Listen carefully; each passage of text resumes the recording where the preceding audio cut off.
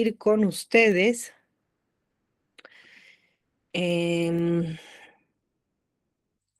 vamos a compartir la presentación. Bueno, primero voy a empezar leyéndoles un texto que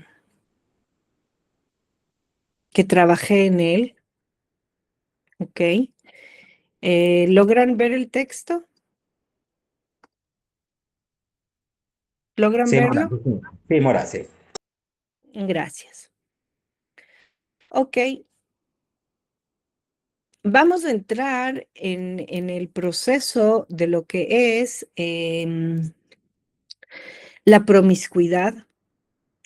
Cómo como humanidad hemos llegado a este nivel en donde, רגע, חלק מהמשתתפים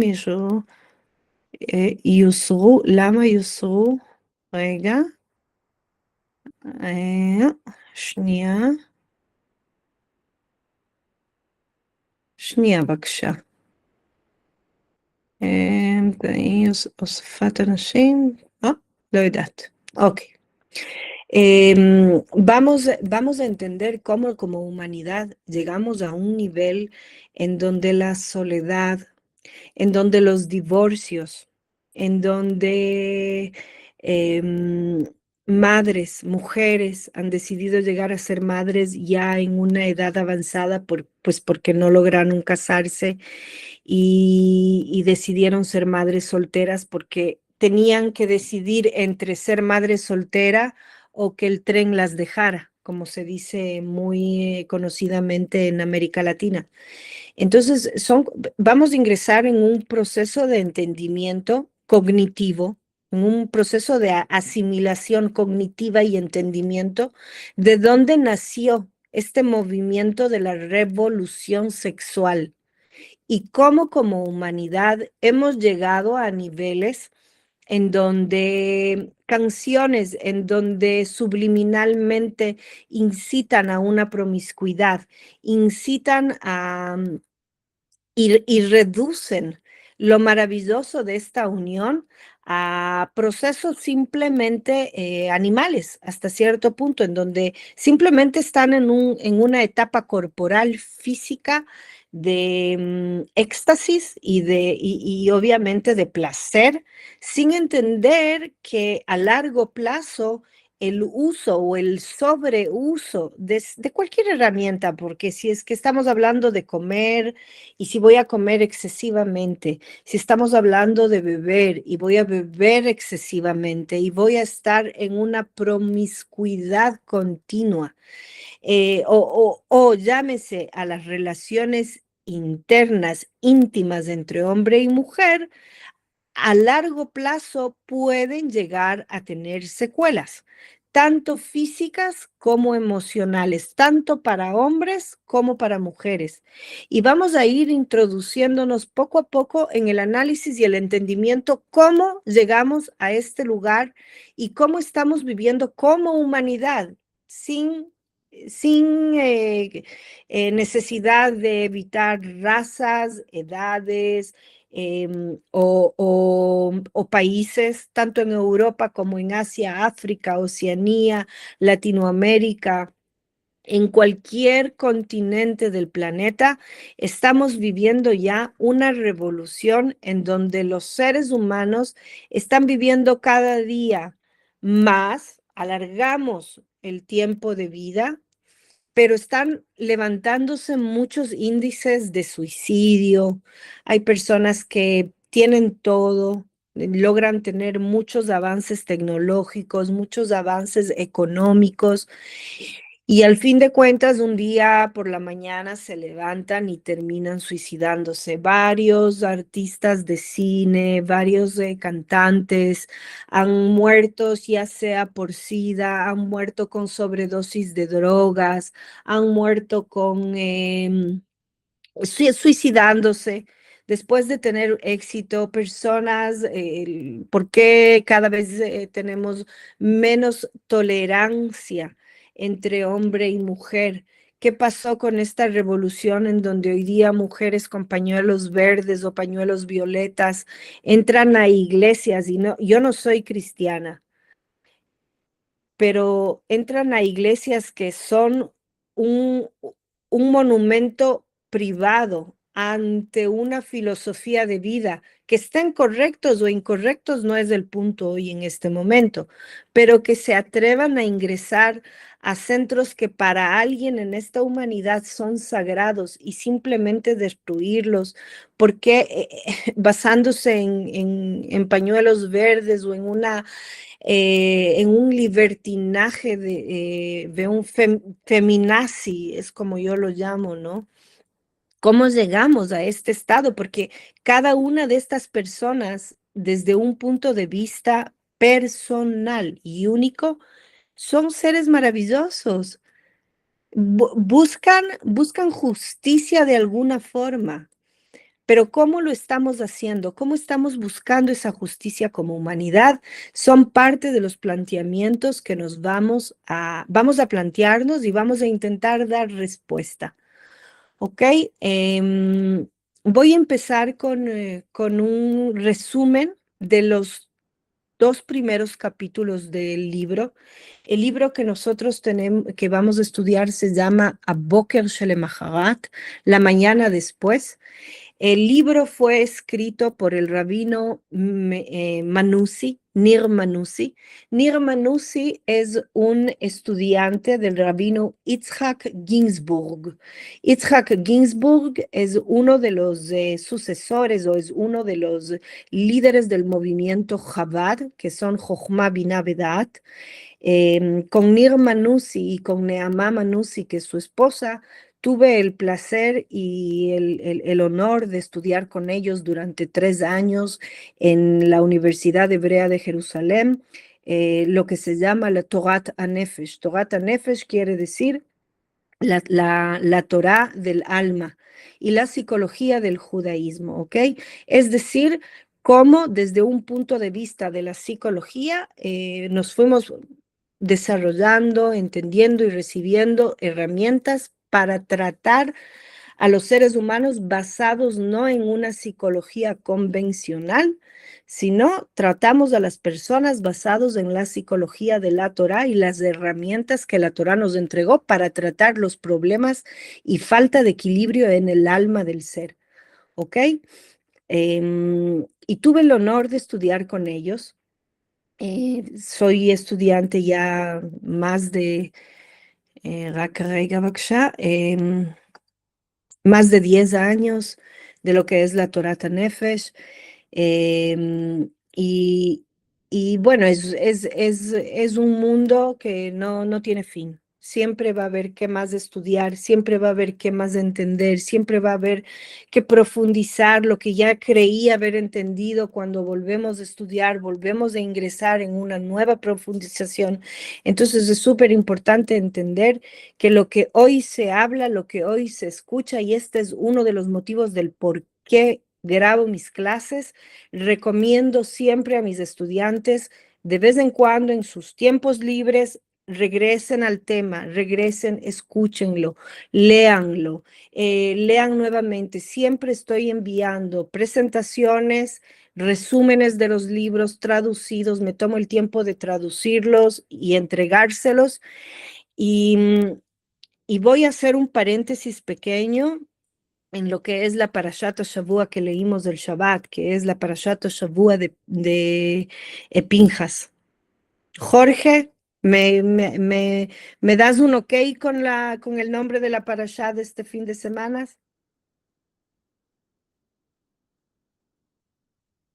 Ok, me está mandando un like. Najón, era la Parashat Shavua de Pinjas, en donde básicamente uno entra ya en el proceso del entendimiento y en la lectura de la parashá, y donde llegamos a una parte en donde Moshe Rabenu busca sus líderes que van a continuar el trabajo que él hizo.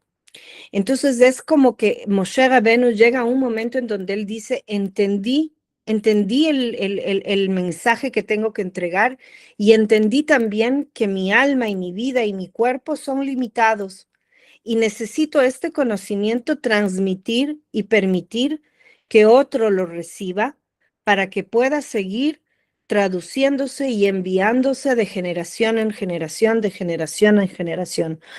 Quiero empezar mi clase diciendo, primero que nada, Hashem esfati tiftach bepi yagid tehilateja, que Hashem abra mis labios y de mis labios salga simplemente sus deseos, que yo logre ser ese camino y esa herramienta de Hashem en el mundo para poderles enviar este tema que es tan delicado, y sea Hashem quien les entregue a ustedes las herramientas necesarias y el conocimiento profundo para que ustedes logren transmitir de generación en generación, de vecino en vecino, de amigo en amigo, de primo en primo, de hermanos a hijos, de hijos a padres, de padres a hijos o quienes sean, porque cada uno de nosotros somos vecinos, somos amigos, somos compañeros de trabajo, y que Hashem Yisbaraj les entregue las herramientas necesarias y abra sus bocas para que logren transmitir este tema que es tan trivial y al mismo tiempo tan importante,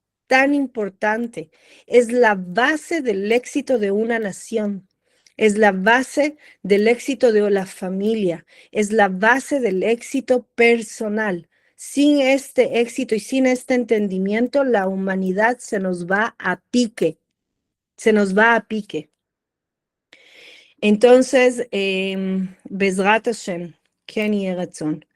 Más que una noche son las secuelas silenciosas de la promiscuidad. La revolución sexual como un profundo proceso cultural que desmanteló la conexión tradicional entre 4 componentes centrales de la vida. Las relaciones íntimas se desconectaron de lo que es el amor, el matrimonio y la fertilidad. Y vamos a ir viendo cómo poco a poco esto se fue entregando. En este estudio describiremos cómo se produjo esta revolución en 3 etapas principales, comenzando con la separación del sexo de la procreación mediante la píldora, pasando por su separación de la exclusividad de la institución del matrimonio, hasta su completa separación de la emoción y del amor. ¿Ok? Aquí voy a hacer, vamos a ver.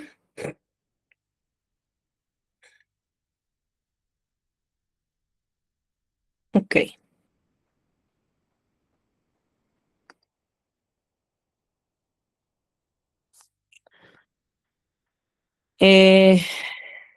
La gran desvinculación, entendiendo la revolución de la intimidad. Una mirada histórica, vamos a empezar a ingresar en esta parte histórica de cómo llegamos como seres humanos a desvincular todo tipo de unión íntima entre hombre y mujer de lo que es el matrimonio y lo que es en sí el procrearnos, traer hijos al mundo. Y esto empieza más o menos en los años de 1950 a 1960, en donde, si mal no me equivoco, un investigador científico mexicano, conjuntamente con, no recuerdo los nombres, esto ustedes personalmente ya lo pueden verificar, estudiar, investigar, quien quiera profundizar. Pero más o menos es esto el proceso. En los años de 1950, un mexicano y un americano logran descubrir el proceso de lo que es la píldora, logran entender que si ponen un poco más de estrógeno, cuando estrógeno y progesterona y testosterona, estamos hablando de las hormonas tanto de los hombres como de las mujeres. Logran ver que si ponen un poco más de estrógenos dentro de la píldora, empieza a producir un ciclo de desvinculación entre lo que es la creación, los óvulos empiezan a salir en cierta forma no fértiles, pero la mujer puede seguir básicamente ovulando, teniendo en ese momento un éxito del 99% de éxito ante cualquier otro tipo de método anticonceptivo. En aquellos años, hasta ese entonces, la mujer había atravesado un proceso de lo que fue la revolución industrial.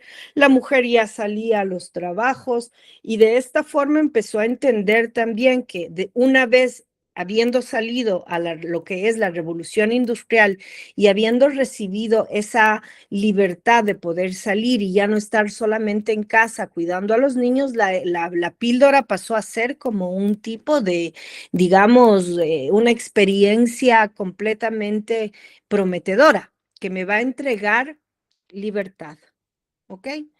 Y entonces, bueno, yo veo que hay aquí hombres también, pero hay también mujeres y como mujeres coincidiremos todas acá. Soy una mujer profesional fuera de mi trabajo que tengo como profesora del proceso de Bnei Noach y como asesora personal, tengo otro sombrero. Trabajo en una empresa multinacional que tenemos bodegas en todas partes de Europa y también acá, y estuve trabajando muchos años en la parte de la farmacéutica internacional, etcétera, etcétera. Y como mujer profesional y quienes coincidan conmigo, vemos que supuestamente tuvimos una libertad del momento en el que decidimos salir fuera de casa y hacer una carrera, pero al mismo tiempo esa libertad viene acompañada de muchos, muchos, muchos procesos en donde cada uno de nosotros vamos, nosotras, y no sé hasta cuánto los hombres, porque pero tenemos tantas obligaciones que nuestras obligaciones no terminan una vez que volvemos a casa, porque una vez que volvemos a casa, las obligaciones continúan y es con los niños y claro, obviamente los hombres han atravesado ese proceso también en entender en los casos más evolucionados en donde la mujer salió y yo voy a tener que ser ese apoyo para mi esposa, ayudándole en la parte logística de casa. Vuelvo y repito, quien haya tenido suerte en la lotería. Y quien no, está bien. Todo dependiendo de cómo lo manejen entre esposo y esposa, pero hay veces y sabemos que hay casos en donde lastimosamente no se da y el apoyo logístico no existe. Entonces la mujer nos encontramos en este punto en donde tuvimos que salir a trabajar y al mismo tiempo seguir también atendiendo las cosas de casa. Para no desconectarme mucho del asunto, vamos a ver en cierta forma cómo hay un paradigma histórico integrado. Es un paquete indivisible, ¿ok? En donde nos habían dicho que no iba a ser dividido, que esta intimidad física a la que nosotros estamos aquí hablando, ¿ok? Esta intimidad física iba conectada con el matrimonio. Es decir, para yo poder tener una intimidad física, tenía que pasar por un marco seguro en ese entorno hasta esta época en donde apareció la revolución sexual. Vuelvo y repito que es un movimiento psicológico, ¿ok? Antropológico que existió ya en la humanidad y que ya muchos investigadores científicos hablaron de ello en aquellos años. Por favor, busquen, entérense, chequen y van a darse cuenta que no es la verdad. Entonces, hasta esos años habíamos hablado que el matrimonio, para poder llegar a una intimidad física, uno tenía que pasar por digamos, llamémoslos paradas anteriores al proceso de la intimidad. Tenía que aparecer un amor, teníamos que empezar a pololear, a salir juntos, a conocernos, a entregarnos. La humanidad de por sí era muy conservadora. La gente no se conocía y al tiro empezaban relaciones íntimas. Había un proceso de enamoramiento. Los hombres luchaban por conseguir en cierta forma su mujer, ¿no? Trabajaban, eran caballerosos, tenían que hacer mil y un peripecias porque si no, no lograban estar dentro de este prototipo de hombre que jugaba al enamoramiento, la mujer simplemente no lo escogía como tal. Cuando una vez que llegaba el amor, entraban en una época de noviazgo y el noviazgo, después de poco tiempo, al tiro llegaban es al matrimonio y solamente una vez entrando en la segunda etapa, que era el matrimonio, ingresábamos a una intimidad física. ¿Ok? Ahora, no voy a decir que en aquellos años todo el mundo se manejaba con este mismo cronograma y este mismo modelo. Vamos a ver que también hubieron excepciones y me imagino que alguno de nosotros vendrá de una excepción, ¿no? O sea, no podemos entender qué pasó con nuestros abuelos, tatarabuelos. Me imagino que alguno de ellos rompieron este esquema, pero dentro de lo normativo, como hoy en día es normativo que una mujer y un hombre re tengan relaciones sexuales a la misma noche de conocerse, al siguiente día o después de una semana y muy rápido, sin necesidad de estar casados, sin necesidad de tener un noviazgo, etcétera, etcétera, con esa, digamos, soltura, de la misma forma, en aquellos años existía lo que es este modelo. ¿Ok? Y una vez ingresados en ese patrón de comportamiento de enamoramiento, amor, noviazgo, matrimonio, se llegaba después del matrimonio a la intimidad física y solamente después de la intimidad física se llegaba a una producción, una familia como reproducción. ¿Ok? Y ahí entendemos que la unión física estaba intrínsecamente ligada a la posibilidad de crear familia. ¿Qué pasa cuando aparece la píldora? La píldora en el siglo XX y la tensión, entra una tensión en el vínculo.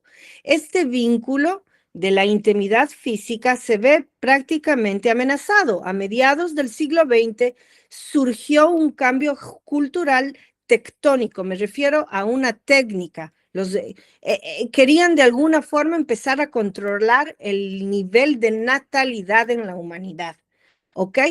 Porque vamos a entender que una vez que se controló a la procreación de la familia, de alguna u otra forma se limitó la cantidad de niños que iban a nacer por familia. De alguna u otra forma, hubieron fuerzas macrodimensionales que empezaron a manejar el control de la natalidad en los pueblos. Empecemos entendiendo que las primeras víctimas de estas investigaciones científicas, quienes fueron las primeras en recibir las pastillas anticonceptivas en aquellos años 1950, entre 1950 a 1960, no fueron ni siquiera las europeas, ni las asiáticas, ni las americanas. Fueron mujeres de Costa Rica.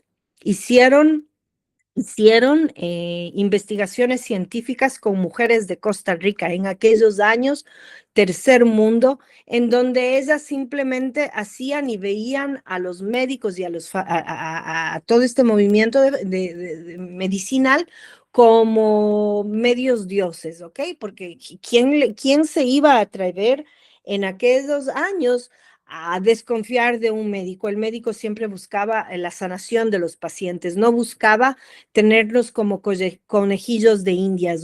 Y nuestra ingenuidad como naciones eran tan ingenuos que nunca nadie se planteó y se puso un signo de pregunta, ¿cuáles iban a ser las consecuencias después de esta investigación, tanto físicas como emocionales a estas mujeres? ¿Ok? Entonces, una vez que aparece la píldora, comenzó un proceso de liberación que derramó, es decir, que hizo una ruptura del paradigma histórico en tres actos distintos. Aparece la píldora y cuando la píldora aparece, se aísla la intimidad física, tanto del matrimonio, tanto del amor y tanto de la familia y la reproducción. Es decir, el modelo convencional se ve quebrantado, se ve roto. Y el momento en el que se ve quebrantado, aparece lo que poco y más adelante conocemos ya en aquellos años 1965, Marilyn Monroe, una mujer y una actriz maravillosa, divina, terminó eh, muriéndose fatalmente, sola. eh, Lastimada, abusada psicológicamente y físicamente, siendo un objeto sexual en aquellos años de muchos hombres, quienes buscaban simplemente su apego y ya empieza a aparecer también la imagen televisiva poco después. Y mucho más adelante aparece también lo que es Playboy. Cuando hablamos de Playboy, tratemos de traducirlo del el inglés al español. Play es juego, boy es niño. Entonces nosotros vemos que esa influencia de lo que era Playboy. Quien no sabe, Playboy era la más famosa revista de entretenimiento pornográfico. La pornografía aparece más o menos en estos años. Antes de eso, sin imágenes, tanto visuales, ya sea por medio de una pantalla o ya sea por medio de una revista o un magazine, no existían. Los hombres sí llegaban a burdeles, los burdeles han existido desde toda una vida, pero básicamente los hombres tenían que trabajar mucho para llegar a un burdel, o sea, y no todos siempre tenían acceso por cuestiones de precios, etcétera, etcétera. En muchas de las épocas era cuestión de oligarcas llegar y acceder a burdeles. Entonces vemos que en aquella época aparece la píldora, aparece la imagen de pantalla, aparece lo que es la famosa Playboy, en donde convierte a los hombres en el juego, en un juego. Y desde ese momento creo yo personalmente, y lo que el autor del libro básicamente nos enseña, es que inicia la era del hombre que se queda en un estado de adolescencia, en donde en este estado de adolescencia le permite jugar con cada personaje que se le presente en la primera noche, en una noche de tragos, en una noche de oficina, en una noche de reunión, saliendo con la compañera de trabajo o en la noche que se va con sus panas a pasarla lindo y sin necesidad de tomar la responsabilidad, porque tomemos en cuenta que para que un hombre se sienta la responsabilidad del proceso de crecer, necesita tomar responsabilidades. Y en este proceso, cuando aparece la píldora y separa a todo lo que es las reuniones interpersonales y las relaciones de hombre y mujer, desconecta con esta responsabilidad. La responsabilidad pasa a un segundo plano, convirtiéndome en cierta forma en un ente en donde hoy día puedo estar contigo, mañana con otro. Muchas mujeres en general de alguna u otra forma, inclusive aquellas que quieren jugar en este juego supuestamente posmoderno o moderno y dejar de ser primitivas y ya ser modernas, porque ya no es la época de las abuelas, porque uno tiene que estar libre, porque yo con mi cuerpo, yo decido lo que hago con mi cuerpo y lo que, etcétera, etcétera, etcétera. Tantas frases lastimosamente vendidas a un inconsciente de la mujer, a un subconsciente en donde nosotras simplemente pasamos a repetir lo que escuchamos. Las víctimas son ellas, porque son muy pocas las que realmente en el fondo de su corazón, inclusive con ese encuentro de una noche, buscan en el fondo realmente en una de esas sí me funciona y tal vez con él sí me engancho realmente. el hombre menos, el hombre es mucho más libre por naturaleza, ¿qué se le va a hacer? Inclusive somos mamíferos, somos animales en tendencia, que tenemos el aprendizaje, que tenemos el conocimiento, que tenemos Baruch Hashem, el libro de instrucciones espirituales, emocionales, psicológicos, que es la Torá, filosóficos, nos da un nivel un poquito más avanzado que los animales, pero básicamente quien quiere vivir de esta forma, básicamente la vive en cierta forma como un mamífero de cuatro piernas, perdón, de dos piernas, mamífero de dos piernas. El autor en el libro analiza figuras y pensadores claves que influyeron en este cambio al tiempo, que presenta la transición de una percepción de intimidad vinculante a la realidad de las relaciones casuales y el individualismo extremo. ¿Cómo llegamos ya como humanidad a vivir en un mundo de individualismo extremo? Cada quien jala para su lado.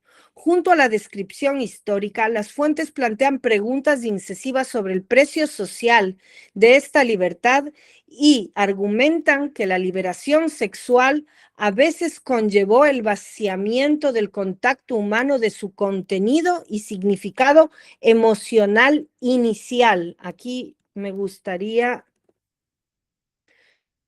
aumentar esto. En conclusión, la obra ofrece una mirada crítica a la forma en que la modernidad ha convertido al sexo en un producto de consumo aislado, desconectado de los lazos de compromiso y continuidad. Esta frase, creo yo, que es una frase estrella en nuestra presentación. Porque si bien es cierto, el momento en el que el hombre empezó a jugar con la pornografía, que era el Playboy, se deslindó por completo de lo que es el compromiso y su continuidad. Hoy en día hay hombres con 40, 45 años que aún no se casan y en el peor de los casos y lo más triste es que hay muchos hombres que se casan y tienen amantes. Entonces, y amantes, para el bueno de los casos es que tienen una amante fija, la cual le ayudan, le pagan dinero, la mantienen, digamos, a escondidas. Y en el peor de los casos, cambian mujeres cada vez que salen con sus supuestos amigos, ¿no? Entonces hay un movimiento se han convertido en vivarachos. Creen que están haciendo, son super pilas y son los Adonis, etcétera, etcétera. Pero la verdad es que y he tenido muchos pacientes que han llegado a nuestra consulta y casos de colegas que hablamos, en donde muchas de las veces hay hombres que ya han rodado tanto, que están en un completo conflicto completo conflicto de identidad. Ya no saben si son el padre, el esposo, el amigo, el compañero, el abusivo, el vivaracho. No, hay un conflicto interno. Y al final hay una soledad porque las mujeres, de alguna u otra forma, sabemos cuando nuestro hombre no nos es fiel. Sufrimos y lloramos con esa batalla porque estamos ligados energéticamente. Entonces, de alguna forma, existe un vacío tan profundo que lo que se suponía tenía que convertirse en una vida matrimonial con altos y bajos, como lo es normal en cada familia, se convierte en un caos y en una depresión y en un estrés completo, ¿no? Entonces, eh, es ahí en donde todo este proceso, vamos a ver el acto número uno, la ruptura biológica, la separación de la consecuencia. Habíamos dicho, empezamos con el amor, el matrimonio, la píldora desaparece, destruye todo lo que es esto. El hito en 1960, la introducción de la anticoncepción moderna elimina el vínculo biológico inmediato entre la unión física y la reproducción. El impacto se altera la línea del tiempo natural de las relaciones. La intimidad física deja de significar inherentemente la formación de una familia. Es decir, que físicamente no necesito casarme si me voy a ir con la persona que conozca hoy noche en el bar. Vamos a terminar, no necesito casarme con él. Entonces prácticamente desconectan. No necesito traer hijos. No necesito traer hijos al mundo, puedo seguir disfrutando, puedo seguir pasándola bien sin necesidad de casarme. Y todos estos procesos van apareciendo una y otra vez. ¿Y cuáles fueron el impacto? La cohabitación se normaliza. El matrimonio pierde su monopolio histórico sobre la intimidad, pasando de ser el fundamento a ser a una simple opción tardía y vieja, no en moda, etcétera, etcétera. ¿Verdad? El segundo acto, la ruptura social, la separación de la institución. El amor y la intimidad física se desatan, se separan de lo que es el matrimonio y por lo tanto la reproducción en sí queda a un lado. La lógica cultural, al eliminarse el riesgo biológico, la sociedad dejó de exigir el matrimonio como un requisito previo para la unión física. ¿Y cuál fue el impacto? Que la cohabitación se normaliza, lo que habíamos hablado anteriormente. En el tercer acto se abre una ruptura emocional. Aquí voy a ingresar a recordarles lo que fue la época, quien recordará la época de los años 60, 70, que es Woodstock, la época de los niños de las flores, en donde habían los conocimientos de los hippies y de Peace and Love, todo lo que fue el movimiento de John Lennon y etcétera, etcétera, en donde todos vivían en lo que fue Woodstock, ¿no? En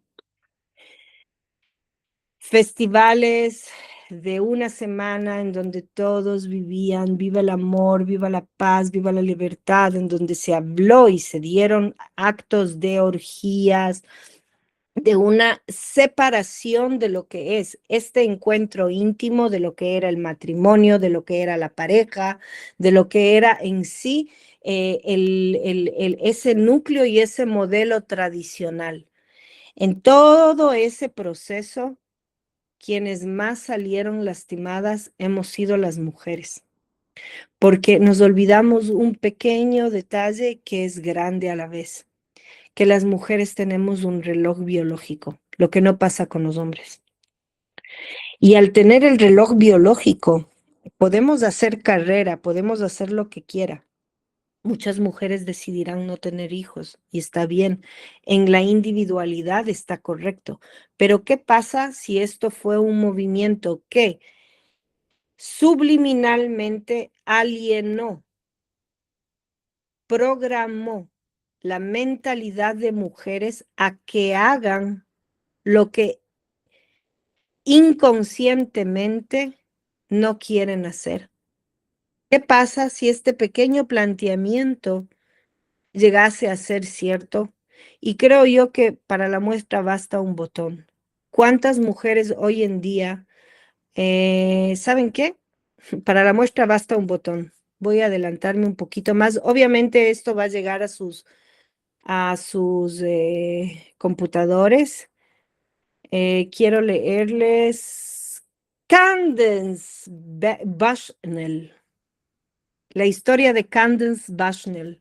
Hagan clic los que saben, los que escucharon, los que vieron, los que oyeron en algún momento de la famosísima serie que fue entre los años 90 a los años 2000, Sex and the City. Sexo en la ciudad. Hagan like los que escucharon acerca de esta serie. Sex and the City. María Gallegos, Ruth, Betsabe, María Martínez, Dani Jean, Mika. Somos 20 personas. Estamos hablando que más o menos el 30%, 40% de los participantes escucharon acerca de esta famosa serie de televisión en donde rompía ratings y hablaban, los que no saben qué es Sex and the City, era la historia de, me parece, 5 chicas, 5 amigas, en donde cada una tenía una vida sexualmente activa, no necesariamente bajo matrimonio, en un mundo moderno en donde ellas luchaban por su profesionalismo y en hacer carrera, etcétera, etcétera, etcétera, etcétera. Vamos a ver qué dijo la productora y editora de la serie años más tarde en una de sus entrevistas. Se llama Candace Bushnell. La escritora y creadora de Sex and the City, Sexo en Nueva York, la serie que se convirtió en el símbolo global de la mujer soltera, empoderada, económicamente independiente y con total libertad sexual entre los años 90 y 2000. Su arrepentimiento. En una famosa entrevista, busquen esta entrevista, por favor, concedida al Sunday Times, Bushnell, quien se divorció y jamás tuvo hijos, confesó: cuando miro atrás, me arrepiento de no haber tenido hijos. Me di cuenta de que estaba sola y que no tener hijos significaba estar verdaderamente sola. Admitió que la cultura de la época la absorbió tanto en su carrera que no priorizó la creación de una familia, algo de lo que se percató demasiado tarde.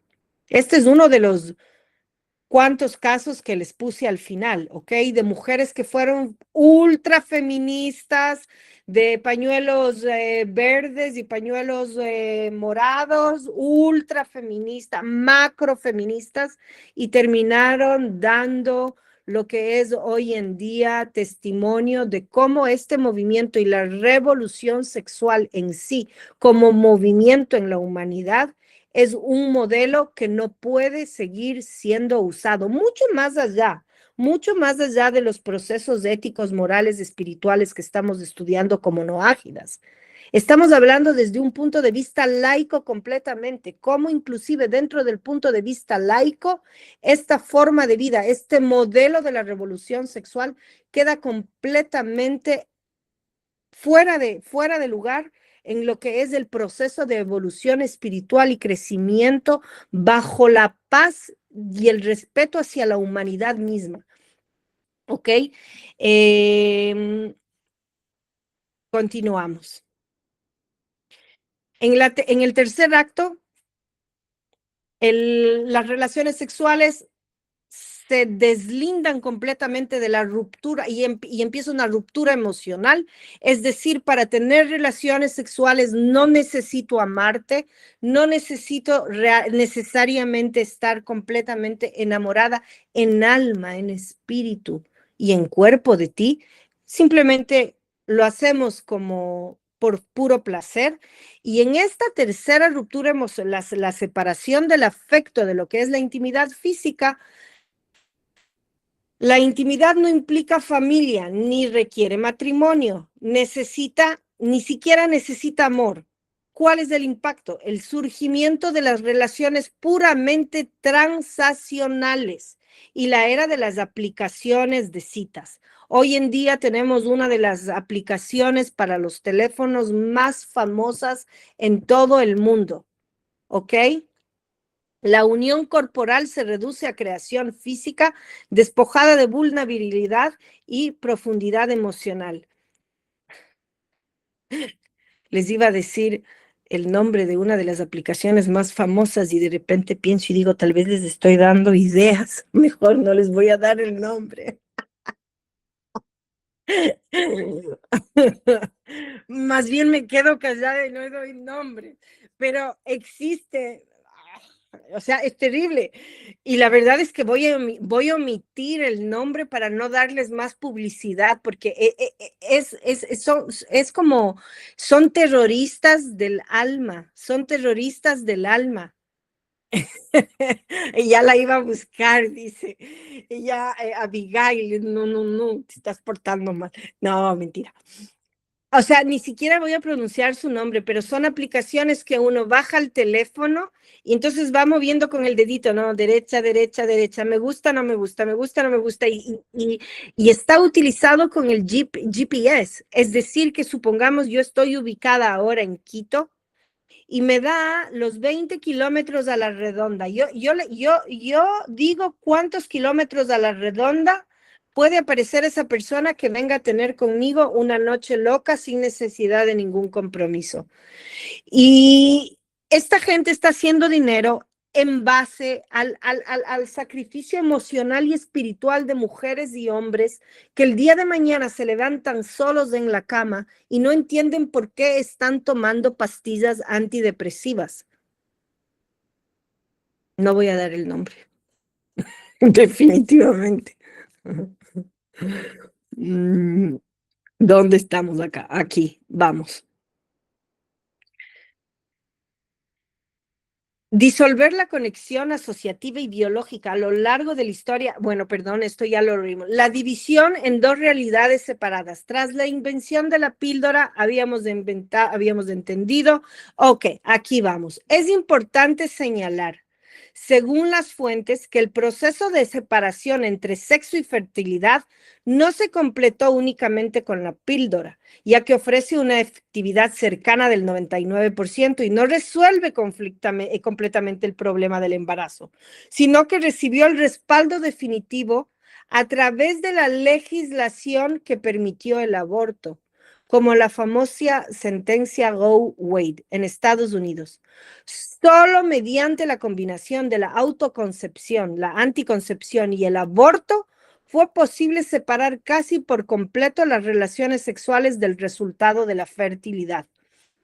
¿A qué se refiere el creador del libro? El momento en que se dio orden que la ley del aborto sea legalizada y las mujeres tengamos derecho. Sí, sí, sí, claro. Por supuesto, voy a pasar la clase. Voy a pasar la grabación y voy a pasar también la presentación. Solamente una vez que la ley aceptó el aborto, después de haber entregado también la píldora a la mujer, se logró deslindar 100% lo que es la producción, el traer hijos al mundo, de lo que es el libertinaje. Ahí pasó de libertad a libertinaje, porque me dieron las herramientas como humanidad para poder hacer con mi cuerpo lo que quiera, deslindando esa responsabilidad y no tener que tener ningún tipo de cargo de conciencia.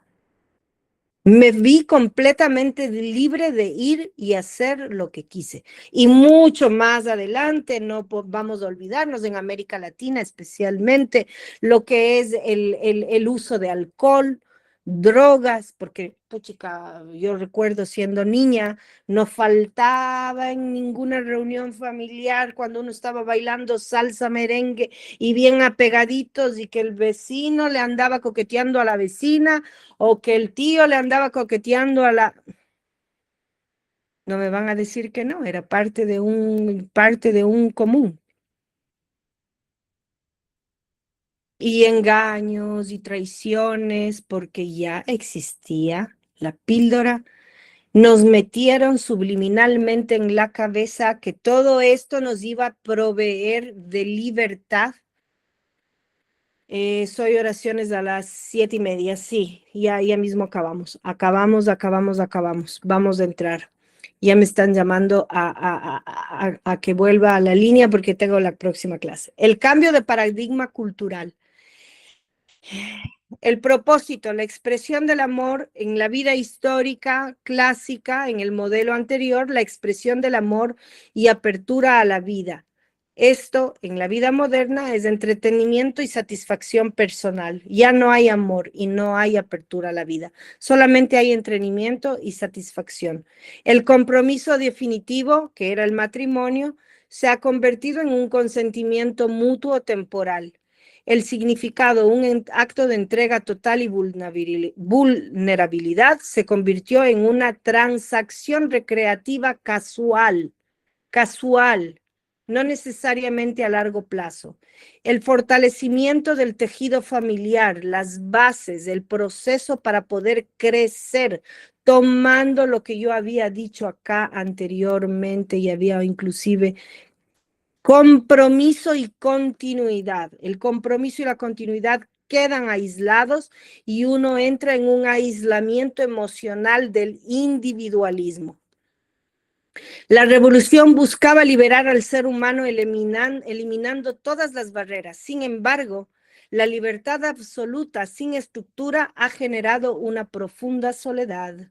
Mujeres solas, hombres solos, matrimonios destruidos, largas colas en espera de recibir turno para el psicólogo, el psiquiatra, farmacéuticas convirtiéndose en millonarios basándose en pastillas que les tranquilicen un poco porque no pueden más con ese cargo de conciencia de que dejaron pasar los mejores años de su vida y hoy están solos, ya sea por engaños, ya sea por promiscuidades innecesarias, por traiciones o porque simplemente decidí preocuparme más de mi carrera en lugar de procrear y tener a quien transmitir, como lo dijo Moshe Rabenu, a quien proveer mi conocimiento y transmitir, quien me acompañe en un domingo por la tarde.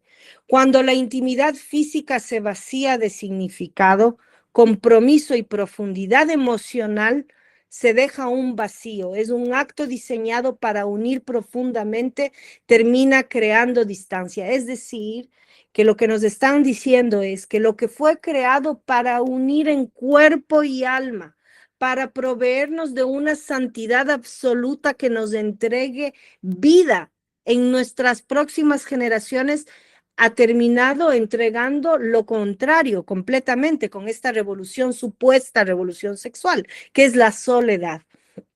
Entonces, ahí terminamos básicamente las herramientas para la pareja, el vínculo intencional, cómo reconstruir la constelación en un mundo que está completamente desvinculado. Primero que nada, concientizando. ¿Cuánto yo estoy aportando para que este modelo siga tomando adeptos? ¿Cuánto voy a tener que estar trabajando con mi persona misma? ¿A quién ya no voy a entregar mi dinero? ¿Qué película ya no voy a ver? ¿Qué música ya no voy a consumir? Una concientización, reconocer que la unión corporal y la profundidad emocional están biológicamente y psicológicamente diseñadas para ir juntos. Quien no quiera aceptar esto es problema de él. Nosotros como pueblo de Israel les estamos entregando ya una base moral a los demás pueblos. El pueblo de Israel se identifica por santificar a la familia. Hay mujeres que son psicólogas, hay mujeres que son profesoras, hay mujeres que son doctoras, pero que son mujeres casadas y con hijos.